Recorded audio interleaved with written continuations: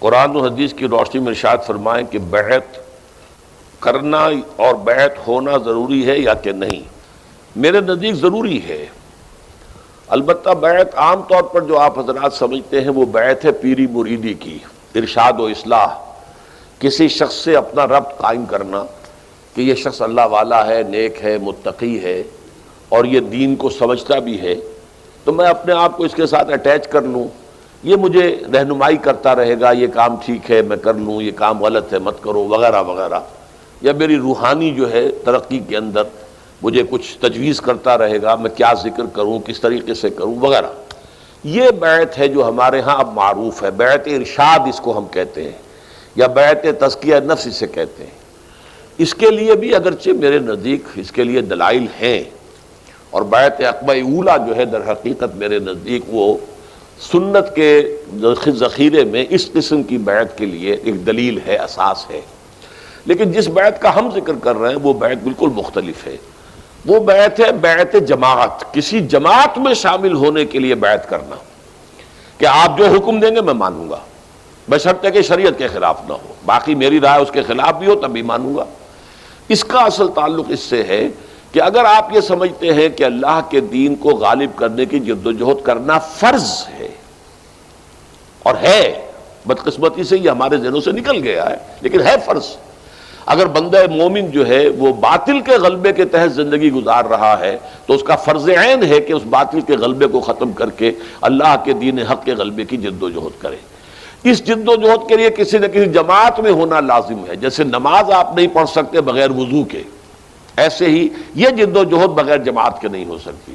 اس جماعت میں شامل ہونے کا ایک طریقہ یہ ہے کہ اللہ کے کسی ایسے بندے سے جس سے آپ متفق ہوں کہ اس کا طریقہ کار بھی صحیح ہے، یہ آدمی بھی صحیح ہے، یہ راستہ جانتا بھی ہے، میں اپنے آپ کو اس کے ساتھ اٹیچ کرتا ہوں، میں اس کا ساتھی ہوں، یہ جو کہے گا میں کروں گا۔ یہ بیعت ہے، بیعت سمع و طاعت فی المعروف، جو کہ ایک حزب اللہ بنانے کے لیے، ایک جماعت بنانے کے لیے یہ بیعت ہے۔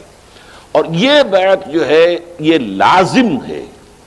یہ وہ بیعت ہے جس کے بارے میں حضور کی حدیث ہے صحیح مسلم کے اندر حضرت عبداللہ ابن عمر رضی اللہ تعالی عنہما سے، من مات ولیس فی عنقہ بیعۃ مات میتۃ جاہلیۃ،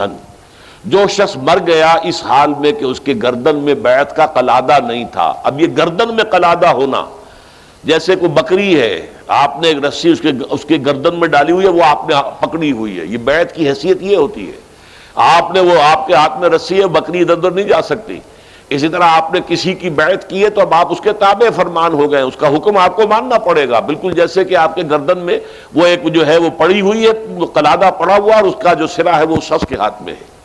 تو جو شخص مرا اس حال میں ولیس فی عنقہ بیعۃ، اس کی گردن میں بیعت کا قلادہ نہیں تھا، فقد مات میتۃ جاہلیۃ، تو وہ جاہلیت کی موت مرا ہے۔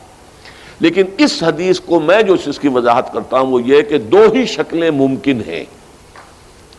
یا تو مثلا جیسے ہمارے پڑوسی ملک افغانستان میں کہ ایک ملک ایسا ہے جس میں کہ بیعت کی بنیاد پر نظام حکومت قائم ہے، اب وہ امیر المومنین ہے ملا عمر صاحب، ان کے ہاتھ پر بیعت ہے، یا جیسے کہ حضرت عمر فاروق کے ہاتھ پر بیعت تھی، حضرت ابو بکر کے ہاتھ پر بیعت تھی، حضرت علی حضرت عثمان کے ہاتھ پر بیعت تھی رضی اللہ تعالیٰ عنہم اجمعین۔ یا تو یہ بیعت ہوگی، اچھا فرض کیجئے نظام نہیں ہے، نظام باطل کا ہے، سیکولر نظام ہے، ملحدانہ نظام ہے، کافرانہ نظام ہے، تو وہ اسلام کا نظام کیسے آ جائے گا جب تک کہ جدوجہد نہ ہو؟ جدوجہد کیسے ہوگی جب تک جماعت نہ ہو؟ تو جو جماعت کا امیر ہوگا اس سے بیعت کی جائے گی۔ تو ظاہر بات ہے دو کے سوا تیسری شکل کوئی نہیں، یا تو اسلامی نظام قائم ہے تو اس کا جو امیر ہے، سربراہ ہے، اس کے ہاتھ پر بیعت، قائم نہیں ہے تو قائم کرنے کی جد و جہد کرنا فرض عین ہے، اس کے لیے کسی ایسی جماعت کے امیر سے بیعت کہ جو جد و جہد کر رہی ہو، اور اس پر بیعت کر کے آپ اس میں شامل ہو جائیں۔ اس اعتبار سے میرے نزدیک یہ بیعت جو الفاظ آئے ہیں من مات ولیس فی عنقہ بیعۃ مات میتۃ جاہلیۃ، 100% صحیح ہے، درست ہے، اور اس میں کوئی استثناء موجود نہیں ہے۔